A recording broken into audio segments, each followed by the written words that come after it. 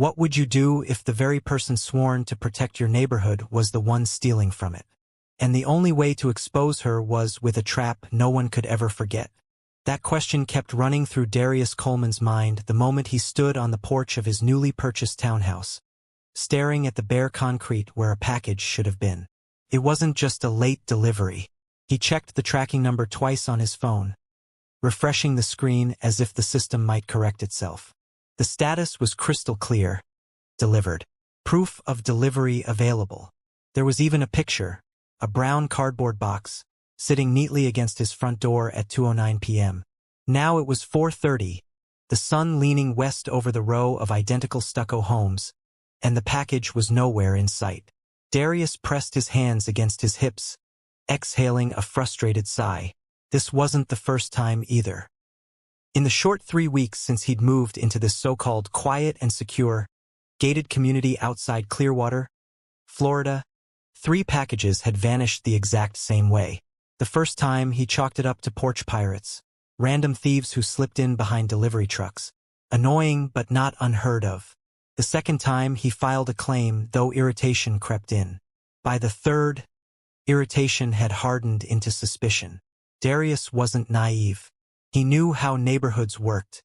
He'd grown up in Atlanta, in a building where you had to double-lock your door and pray your packages weren't swiped by the time you got home. That was half the reason he'd saved for years to move here. Palm Vista Shores, as the sign at the front gate proudly announced, promised something different. Safety, community, order. So how could someone waltz up in broad daylight, snatch his delivery, and vanish without anyone seeing a thing? He glanced up and down the street. Everything looked picture-perfect. The palms swayed in the ocean breeze. Lawns were trimmed with obsessive precision. Driveways gleamed, washed so often they reflected the late afternoon light. Retirees ambled by with small dogs on leashes. Darius crouched, running his hand over the welcome mat as if the package might somehow materialize beneath it. Nothing. Whoever was doing this wasn't sloppy. They were bold. That evening, still stewing, Darius crossed the street to where Tommy Green was tinkering with his lawnmower. Tommy was in his late 50s, a big man with sun-weathered skin and a voice that carried across the block. He was the kind of neighbor who always seemed to be fixing something, a mower, a fence, a busted mailbox. "Hey, Tommy," Darius called, shoving his hands in his pockets. "Quick question. You notice anybody hanging around my porch earlier today? UPS dropped a box, but it's gone." Tommy leaned against the mower, wiping sweat with a rag. His eyes narrowed like he already knew where this was headed. "You're not the first, son. Couple of folks on the next street over been complaining too. Word is," he dropped his voice, even though no one else was close. "Word is, Margaret Whitfield's been seen carrying off boxes." Darius frowned. "Margaret? You mean the HOA president?" Tommy gave a slow nod toward the cream-colored townhouse with the stone trim and immaculate hibiscus bushes. "That's the one. Lives right there. Keeps tabs on everyone. Says it's for the good of the neighborhood. But between you and me, some folks think she helps herself to packages now and then." Darius let out a short laugh, more disbelief than amusement. "You're telling me the woman running this HOA is stealing deliveries?" "Wouldn't shock me," Tommy said with a shrug. "She's got her hand in everything else." That night, Darius sat in his living room scrolling through his phone, the TV on mute in the background. The thought nagged at him. Earlier in the week, he'd caught Margaret in his yard with her ever-present clipboard, scrutinizing the paint on his shutters. When he'd stepped outside to ask what she was doing, she gave him a lecture about HOA-approved colors like she was a queen handing down decrees. He wasn't one to jump to conclusions, but the idea that the same woman who fined a neighbor for leaving their garbage bin out too long might also be stealing boxes didn't feel far-fetched. Something about her eyes, sharp, calculating, always watching, stuck with him. He leaned back against the couch. "If it is her," he muttered, "I'm going to find out." From that moment, it wasn't just about missing deliveries. It was about principle. He'd worked hard for this townhouse. He wasn't about to let someone, HOA president or not, decide what he could or couldn't have. Darius hadn't landed in Palm Vista Shores on a whim. The move had been years in the making. He'd spent most of his 30s grinding at a logistics firm in downtown Atlanta. The paychecks weren't glamorous, but he worked extra hours, sometimes weekends, piling savings into an account he barely touched. By the time he turned 38, he'd finally scraped together enough for a down payment. Florida had been calling him for a while. His younger sister lived in Tampa, and his parents had retired to Orlando. He wanted to be closer, but not smack in the middle of the city chaos. Clearwater seemed like the sweet spot. Warm, coastal, close to family, but still offering quiet. When he toured Palm Vista Shores, it felt like the dream he'd been chasing. The streets curved neatly, lined with trimmed hedges and identical mailboxes. Neighbors waved politely. There was even a small community center with a pool and tennis courts. First, it felt like peace. He could jog without dodging cars. He could park his SUV without fighting for space. He thought, this is what I've been working for. His first Saturday, he moved in while the Florida sun blazed overhead. A middle-aged woman named Linda Perez, who lived 2 doors down, brought over lemonade and introduced herself. She taught 2nd grade at a nearby elementary school and had a warm, easy smile. "If you need anything, don't hesitate," she'd said. Another neighbor, Tommy, had shaken his hand firmly and cracked a joke about new residents being required to host a block barbecue. Darius laughed, appreciating the warmth. But not everyone greeted him. Across the street, Margaret Whitfield stood on her porch with her arms folded, clipboard tucked against her chest. She didn't smile. She didn't wave. She simply studied him and scribbled something before walking inside. At the time, Darius brushed it off as nosy curiosity. But now, weeks later, her silence seemed more ominous. The first package had been cookware. He figured it was a mistake. Maybe the delivery driver dropped it at the wrong door. The second was a pair of running shoes. The tracking photo showed them on his porch, but they vanished in hours. By the third time, frustration turned into obsession. He started walking the block at dusk, nodding at neighbors, watching porches, scanning for clues. The more he watched, the more he noticed how much sway Margaret had. She wasn't just HOA president. She was the HOA. Residents whispered her name with caution. She decided when lawns were too long, which holiday decorations were tacky, even what color shades you could hang in your windows. She fined a retired couple for planting tomatoes instead of the HOA-approved shrubs. She made a new mom repaint her shutters because the color was too bright. "She's not all bad," Linda Perez told him one evening, standing in her driveway with a tote bag slung over her shoulder. "She does keep things looking nice, but she can go too far." "Too far how?" Darius asked. Linda hesitated, glancing toward Margaret's house. "Let's just say she doesn't always think the rules apply to her the way they do to everyone else." That answer stuck with him. The more he looked, the more red flags appeared. Margaret's roses bloomed flawlessly year-round. Her driveway was polished like a showroom floor. She timed her walks around the block to coincide with delivery trucks. Sometimes she parked her SUV halfway down the street instead of in her own driveway, like she wanted to blend in. One afternoon, Darius spotted her bending over a neighbor's porch, fussing with a package of gardening supplies. When she realized he was watching, she stood abruptly and smiled thinly. "Just making sure it wasn't left out too long," she said, waving her pen. "We have to protect our community." Darius forced a polite smile, but inside, suspicion bloomed. Protect the community or protect herself? Darius wasn't reckless. He wasn't about to point fingers without proof. But he wasn't about to stay quiet either. He bought a motion-activated camera and set it up above his porch. He thought this would settle it once and for all. 2 days later, a package arrived. A small box of tech gadgets. Perfect bait. He checked his phone obsessively, the live feed streaming to an app. For an hour, nothing happened.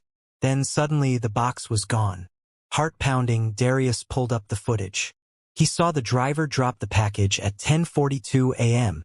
The porch sat empty. A neighbor's cat strolled by. Cars passed. But no one came up the walkway. By 11:30, the package had vanished. "What the hell?" he muttered, rewinding. Again, nothing. Whoever was stealing knew the blind spots. That evening, he vented to Linda by the mailboxes. "My camera caught nothing. It's like the thing just vanished." She gave him a knowing look. "Margaret knows every inch of this neighborhood. If it's her, she probably knows where cameras don't point." Over the next week, Darius talked quietly with other neighbors. Tommy mentioned a missing set of golf clubs that later turned up in Margaret's grandson's hands. Linda admitted she'd once seen Margaret carrying a box into her garage that wasn't hers, and she never got her own delivery back. The puzzle pieces stacked higher. Still, suspicion wasn't enough. He needed proof, and that meant he had to be smarter than the woman who thought she ran Palm Vista Shores. Darius believed in doing things the right way. Before setting traps or pointing fingers, he wanted to see if the system worked, even if that system was run by Margaret Whitfield. The next morning, he sat at his dining table with a fresh cup of coffee, laptop open. His fingers hovered over the keyboard before he began typing a formal email. He laid out the facts: dates, tracking numbers, missing packages. He kept his tone professional. No accusations, just a clear request for the HOA to investigate. When he hit send, the message went not only to Margaret but also to the general HOA board address. He figured it might take a few days to hear back. Instead, less than an hour later, a reply pinged into his inbox. "Mr. Coleman, we appreciate your concern regarding deliveries. Unfortunately, the HOA is not responsible for individual property security. It is the homeowner's duty to safeguard personal packages. We recommend installing cameras and being present for deliveries whenever possible. Regards, M. Whitfield, HOA President." Darius stared at the screen. He already had cameras. He worked full-time. He couldn't sit by the window all day like a retired watchdog. The reply wasn't an answer. It was a dismissal. That evening, he spotted Margaret clipping roses by her driveway, her ever-present clipboard tucked under her arm. He decided to confront her. "Evening, Mrs. Whitfield," he said evenly. She looked up, eyes cool. "Mr. Coleman, what can I do for you? I sent an email earlier today about my packages." "Yes," she said briskly. "And as I explained, the HOA has no liability. Theft is a police matter." "So you're saying," Darius pressed, "if someone is stealing from multiple houses in this neighborhood, you don't see that as your concern?" Her lips tightened. "What I am saying, Mr. Coleman, is that the HOA is not a security service. If you believe a crime has been committed, you are free to contact law enforcement. Meanwhile, I would remind you that your shrubs are approaching the maximum height allowed by our bylaws." The fury in Darius's chest burned hot. "With respect, this isn't about my shrubs. People are losing property. I think you know that." Her eyes narrowed, but her voice stayed smooth. "I would be very careful about making insinuations without evidence. False accusations can themselves be considered a violation of community standards." It was a warning cloaked in legalese. Darius forced a smile though his jaw ached. "I'm not making accusations. I'm asking for accountability. Surely that's in everyone's interest." Margaret turned back to her roses. "Enjoy your evening, Mr. Coleman." That was the end of the conversation. The next morning, Darius called the Clearwater Police non-emergency line. An officer arrived that afternoon, Officer Ramirez, a tall man with a calm demeanor. Darius explained everything: the tracking numbers, the vanished boxes, his suspicion of Margaret. Ramirez listened patiently, jotting notes in a small pad. "Problem is," Ramirez said finally, "without footage or a witness, we can't pin it on anyone. Porch thefts are hard to prosecute unless we catch someone in the act." Darius clenched his fists. "Even if multiple neighbors say it's the same person? Even then, we need concrete proof. My advice," Ramirez leaned in slightly, "set up a decoy package. Something you don't mind losing. Could even be empty. Thieves don't usually check before grabbing. Catch it on camera, then we've got something to work with." A decoy. It was simple, almost too simple, but the idea stuck. That week, Palm Vista Shores held its monthly HOA meeting in the small community center near the pool. Darius decided to attend for the first time. He arrived to find rows of folding chairs filled with neatly dressed residents, most older, some younger families sprinkled in. At the front, Margaret stood with her clipboard like a judge presiding over court. She rattled through agenda items with her usual clipped authority. Landscaping violations, late dues, parking enforcement. Not once did she mention the rash of missing packages. When one resident timidly raised the idea of adding security cameras at the entrances, Margaret waved it off as an unnecessary expenditure. Darius's patience snapped. He raised his hand. "Mrs. Whitfield, shouldn't we at least address the theft issue? Several of us have lost deliveries." The room grew quiet. Margaret's eyes found his. "As I've explained," she said coolly, "theft is not within HOA jurisdiction. If you have personal concerns, I suggest you contact the appropriate authorities." A murmur rippled through the residents. Some looked at Darius with sympathy, others with discomfort. But no one else spoke up. Margaret briskly moved to the next topic, shutting down the discussion as if it had never happened. Darius sat back, fists clenched beneath the table. That was it. No more polite requests. No more official channels. She wasn't going to help because she was the problem. Over the next few days, whispers spread. Linda Perez admitted she'd lost 2 packages in the past year, and once saw Margaret carrying a box into her garage that wasn't hers. Tommy told Darius about the golf clubs again. "I asked her straight out at the HOA meeting. She looked me in the eye and said she bought 'em secondhand. What am I supposed to do? Call her a liar in front of 30 people? Another neighbor, Carmen Alvarez, mentioned her daughter's birthday gift vanishing last spring. Every story pointed the same direction. Margaret wasn't just strict. She was entitled, and no one dared challenge her. Darius realized something. It wasn't just about him anymore. It was about everyone. That Friday, as Darius locked his front door to head to work, he noticed a FedEx truck 2 houses down. The driver left a large box on the Blakely's porch, a young couple with a toddler. 10 minutes later, Margaret emerged from her garage, clipboard under her arm. She strolled casually down the sidewalk, slowed near the box, glanced around, and bent down. From where Darius stood, he couldn't see exactly what she did. But when she walked back toward her house, the box was gone. His phone buzzed. It was a text from Mariah Blakely. "Hey, did you see if a package came for us? Tracking says delivered, but we don't see it." Darius stared at the message. His suspicion had just become certainty.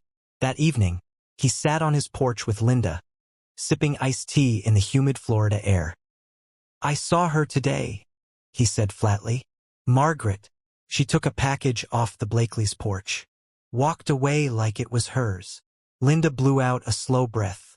"Then you know what you're up against. She won't admit it. And if you accuse her, she'll make your life miserable."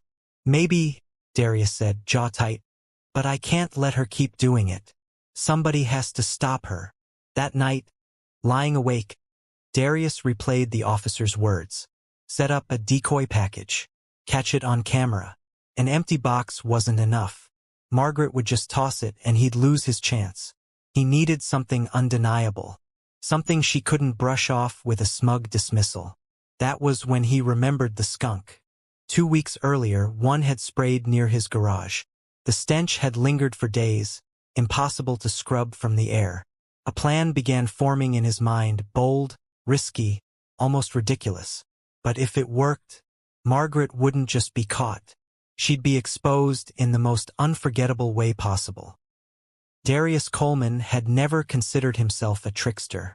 He was steady, practical, the type to solve problems with logic, not mischief. But after weeks of missing packages, HOA threats, and Margaret Whitfield's smug dismissals, logic wasn't enough. It was time for something she couldn't spin, couldn't deny, couldn't bury under paperwork. And that's where the skunk came in. Late one evening, Darius drove out to a rural feed store on the edge of town. The clerk, a gray-haired man with calloused hands, didn't ask many questions when Darius requested a live trap. He handed over a metal cage with a spring-loaded door. "Raccoons? Feral cats?" the clerk asked. Darius forced a casual smile. "Something like that." He loaded the cage into the back of his SUV, his pulse racing. That night, he baited it with leftover peanut butter sandwiches and set it near the woodpile in his backyard.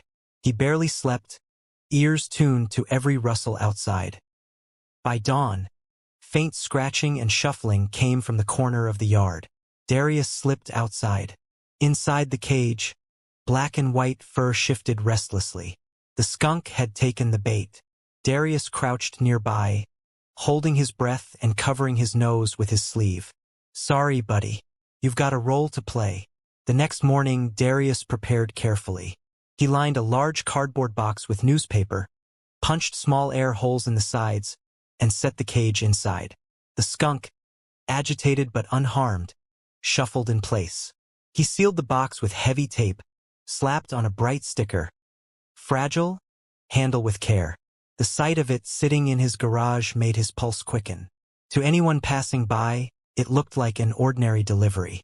But inside was chaos waiting to explode. By mid-afternoon, he carried the box to his porch and set it neatly by the welcome mat. He angled his motion camera perfectly, making sure the lens caught every inch of the walkway. Then he retreated inside, sitting by the front window with a book in hand, though he wasn't reading a word. Every sound outside made his chest tighten. At 2:47 p.m., the moment came. Margaret emerged from her townhouse, clipboard tucked under her arm, strolling with her usual air of authority. She paused halfway down the street, scanning like always. Then her eyes locked on the package. Darius held his breath. She glanced left, then right. No one else was outside. She walked briskly up to his porch, leaned down, and in one smooth motion scooped up the box. She cradled it against her hip, clipboard still tucked under her arm, and walked quickly back toward her garage. Darius gripped the edge of the curtain. His whisper came out sharp. "Got you." Inside Margaret's garage, the plan came to life. Darius couldn't see directly, but he didn't need to. Moments after the garage door closed, a metallic clang echoed faintly, the cage shifting. Then a high-pitched shriek tore through the quiet afternoon. Seconds later, it hit. The unmistakable, throat-searing stench of skunk spray wafted across the street like an invisible storm cloud. Darius clamped a hand over his mouth, laughter bursting from behind it. Weeks of frustration, bottled tight, erupted in that moment. Neighbors spilled onto porches, fanning the air, coughing, muttering. "What in the world is that?" Linda Perez coughed, holding her sleeve to her face. "Smells like someone ticked off a skunk." Tommy Green called from his driveway, grimacing. Then the garage door flew open. Margaret stumbled out, gagging, her blouse stained, her hair in disarray. Her hands flailed as if she could fan the stench away. Her clipboard, her badge of authority, lay abandoned on the driveway. Every neighbor's eyes turned. Margaret locked eyes with Darius, who stood calmly on his porch. For the first time, she looked rattled. "You!" she shrieked, pointing across the street. Darius folded his arms. His voice was steady, almost casual. "Everything okay over there, Mrs. Whitfield?" Gasps rippled through the onlookers. Margaret froze. She must have realized how it looked. Her, reeking of skunk, clutching a package she had no business opening, while everyone else stood clean and curious. The power dynamic had flipped in an instant. Neighbors clustered together, whispering, coughing through laughter. Victor from down the street barked out, "Funny, I thought you said the HOA doesn't handle theft. So why were you opening a package that wasn't yours?" All eyes snapped back to Margaret. She stammered, I was protecting the neighborhood, making sure no one else." "Protecting us?" Linda Perez cut in sharply. "Or protecting yourself?" Murmurs spread. People who had swallowed years of fines and lectures were suddenly emboldened. Darius stayed quiet, letting the moment brew. Finally, when silence hung heavy, he spoke. "Seems to me," he said evenly, "if you weren't taking packages that don't belong to you, you wouldn't have had that problem." His words lingered. Margaret's face flushed crimson. Whether from anger or humiliation, no one could tell. She turned on her heel, stormed into her house, and slammed the door. The stench lingered in the humid Florida air, but so did something else. Awareness. They all suspected. Now they had seen. The next morning, Margaret emerged in rubber gloves, dragging bags of ruined clothes to the curb. A box of industrial cleaner sat in the open trunk of her SUV. She scrubbed furiously at the garage floor, her face pale, her movements frantic. Darius watched from his kitchen window. He expected her to ignore him, but instead she looked up, eyes burning. "You think you're clever, Mr. Coleman?" she shouted across the street. "You think you've won something?" Darius stepped outside, calm but firm. "I didn't put that package in your garage, Mrs. Whitfield. You did, because you thought it was yours to take." Her hands trembled around the scrub brush. "You're going to regret this. I'll see to it." Darius didn't flinch. "You've been making everyone here regret moving in. Maybe it's time you regret something." A few neighbors peeked out from behind curtains, whispering. Margaret stomped back into her garage and slammed the door. But her threat hung in the air, heavy as the skunk stench. Within days, an emergency HOA meeting was announced. Residents gathered in the community center, buzzing with barely contained outrage. Margaret entered last, posture stiff, blouse pressed. But even from a distance, a faint trace of skunk seemed to linger. She cleared her throat. "Neighbors, I've called this meeting to address a dangerous act of harassment.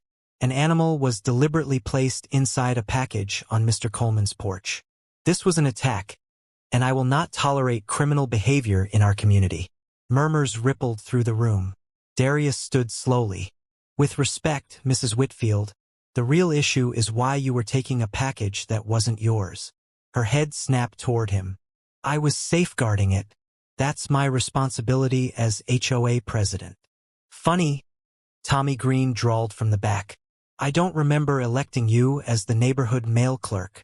Laughter broke out, thin but sharp. Margaret's cheeks flushed. "This is no laughing matter." Linda Perez raised her hand. "So you admit to taking the box?" "I was acting in good faith." "No," Darius interrupted, his voice steady, carrying across the room. "You were acting in self-interest, and you've been doing it for years. Packages don't just vanish. They don't walk themselves into your garage." One by one, voices joined in.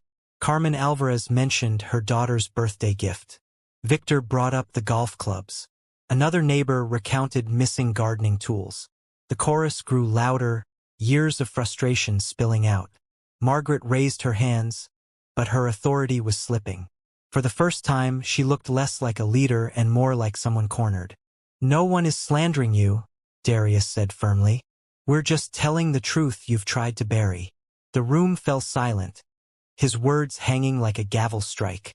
Margaret's hand tightened on her clipboard. Then she dropped it onto the table with a crack. Without another word, she stormed out. Whispers filled the room. Some residents laughed, others shook their heads. But everyone knew Margaret's grip had been broken. For a few days after the skunk debacle, Palm Vista Shores buzzed like a shaken hive. People lingered at mailboxes longer, whispering about Margaret. Children reenacted her scream in exaggerated tones. Even the air felt lighter, though the faint ghost of skunk still lingered near her driveway. Darius knew better than to think she'd take the humiliation quietly. Sure enough, within the week, envelopes began appearing in mailboxes. Each bore the HOA letterhead with Margaret's tight, looping signature at the bottom. Darius tore his open at the kitchen counter. Violation notice. Lawn care. Grass exceeds height limitations by a quarter inch. He let out a bitter laugh. His lawn was trimmed so neatly he could see the lines from the mower.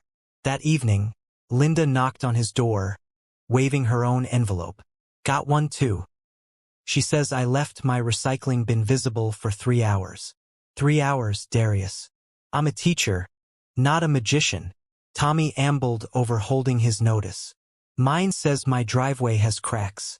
"Well, it's concrete. Of course it's got cracks.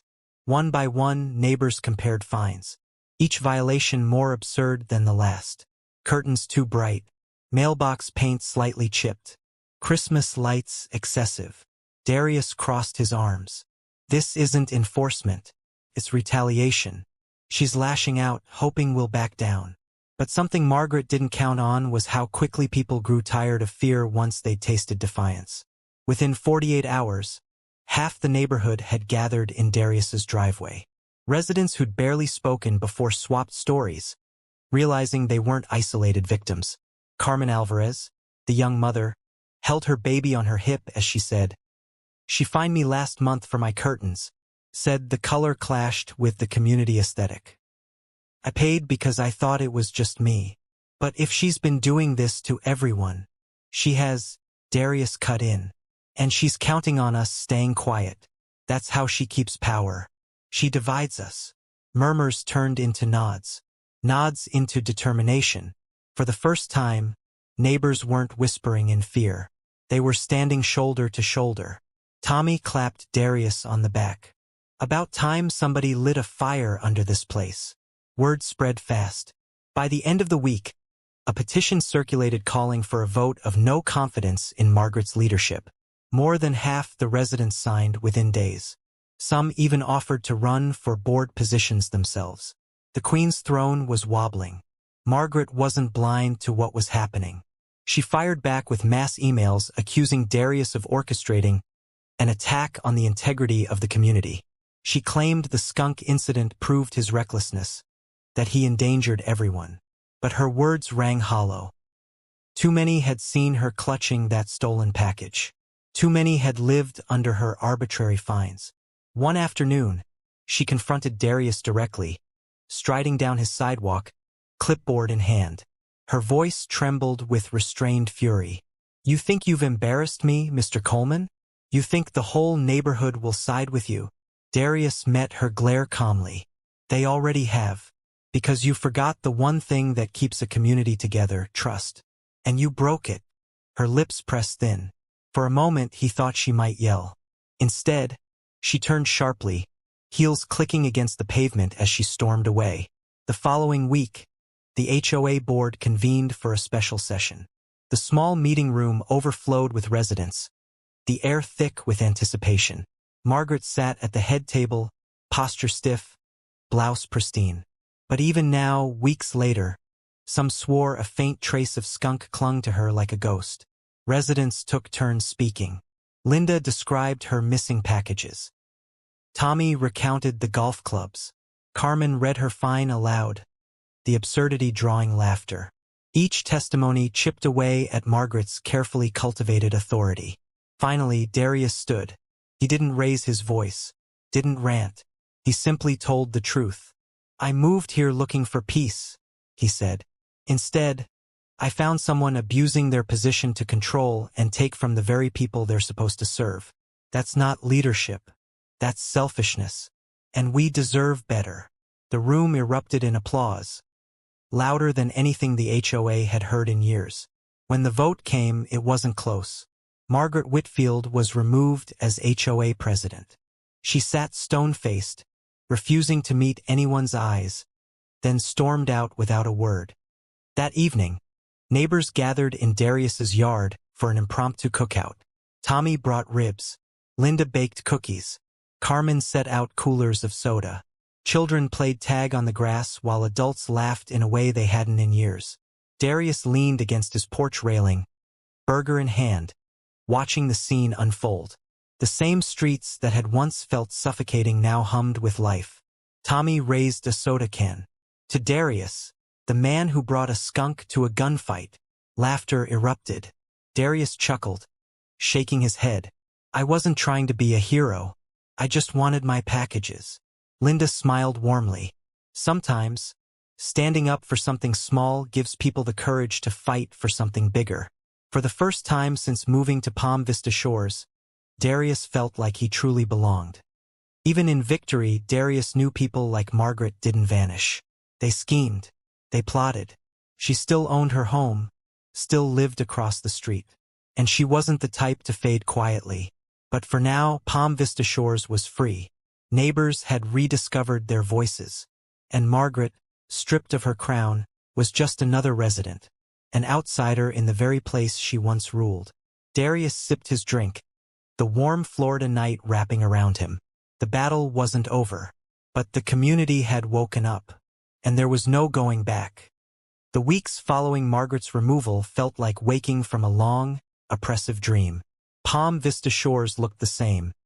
The palms swayed in the breeze, the driveways gleamed, the lawns were clipped with surgical precision, but the atmosphere had changed.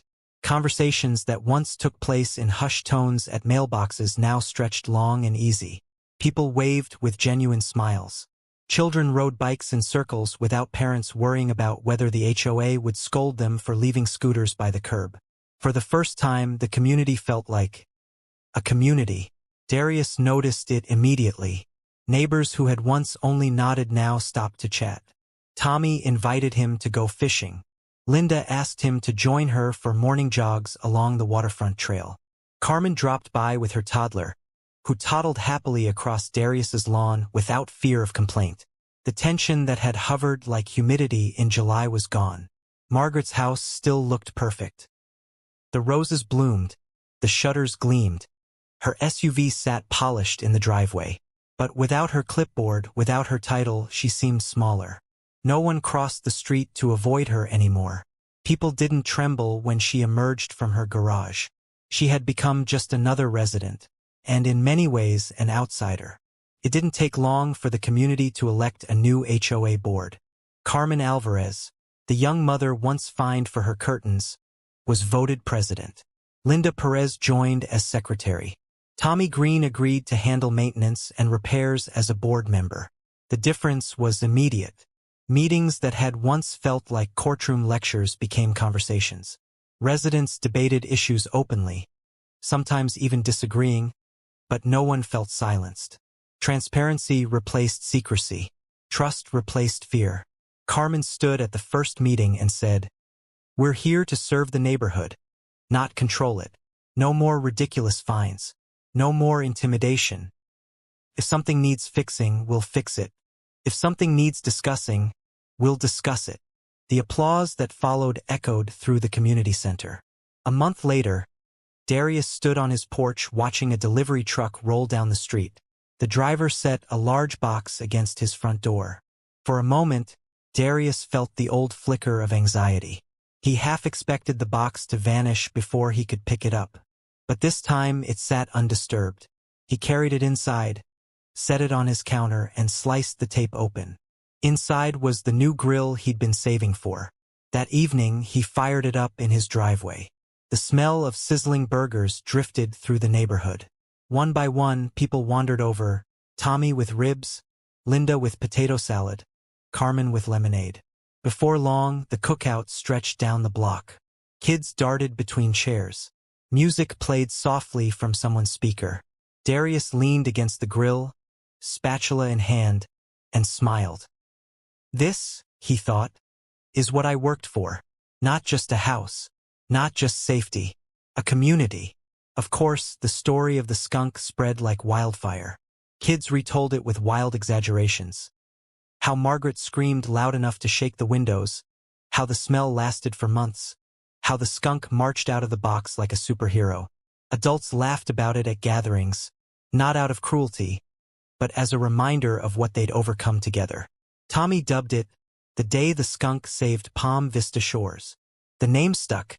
Even Darius couldn't deny the absurdity. He hadn't planned to become a neighborhood folk hero. He just wanted his packages back. But sometimes the smallest act of defiance carried more weight than he ever imagined. Margaret didn't disappear completely. She still lived in her house, tending her roses with clipped precision. Occasionally, she sent sternly worded emails to the board, reminding them of bylaws. But no one listened anymore. She had lost the one thing she valued most, authority. And without it, she became just another homeowner with complaints no one feared. Once, Darius caught her standing on her porch, clipboardless, staring across the street at him. For a moment, her eyes softened, almost as if she wanted to speak. But she turned away, retreating inside. In her silence, Darius saw the truth. People who built their power on fear always underestimated what would happen when others refused to be afraid. One humid Florida evening, Darius sat on his porch with Linda and Tommy. The three of them watched kids ride scooters down the cul-de-sac, laughter echoing against stucco walls. "I didn't think it would end like this," Darius admitted. "Honestly, I thought she'd bury me in fines until I packed up and left." "That's what she was counting on," Linda said. "But you didn't give in." Tommy chuckled. "She ruled with fear. All it took was one person to stand up to her." And suddenly, everyone remembered they had voices too. Darius let the words settle. He hadn't set out to lead a revolt. He hadn't wanted to be anyone's hero. But maybe leadership wasn't about titles or power. Maybe it was about refusing to stay silent when silence was the easy choice. Weeks later, Darius walked past a group of kids playing near the mailbox cluster. One of them pointed at him and shouted, "That's the guy with the skunk!" They burst into laughter, retelling their exaggerated version of events. Darius shook his head, smiling. He hadn't asked to be remembered for that. But if that ridiculous, smelly plan was what it took to change Palm Vista Shores, so be it. Because in the end, it wasn't about packages. It was about something much bigger. There would always be people like Margaret. People who tried to take more than their share, who hid behind authority, who used intimidation to control. And there would always be moments when staying quiet felt safer. But silence gave them power. Standing up, even when your voice shook, even when it meant risking comfort, shifted the balance. The skunk in the box had been reckless, maybe even foolish. Yet, in that absurd moment of chaos, Margaret's mask had slipped. Her authority crumbled, and the community saw her for what she truly was. That moment gave people courage. Courage to speak. Courage to share. Courage to reclaim their neighborhood. Darius never thought of himself as a hero. He was just a man who wanted peace and a few safe deliveries. But in fighting for something small, he sparked something much larger. Palm Vista Shores wasn't perfect now. No community ever was. But it was alive, connected, unafraid. As the Florida sun set over tidy roofs and swaying palms, Darius leaned back in his chair, watching his neighbors laugh and talk like family. He thought about how far they'd come, about the lesson that had burned itself into his mind. Sometimes the smallest act of defiance can break the strongest chains of control. And once the truth is out, it can never be buried again.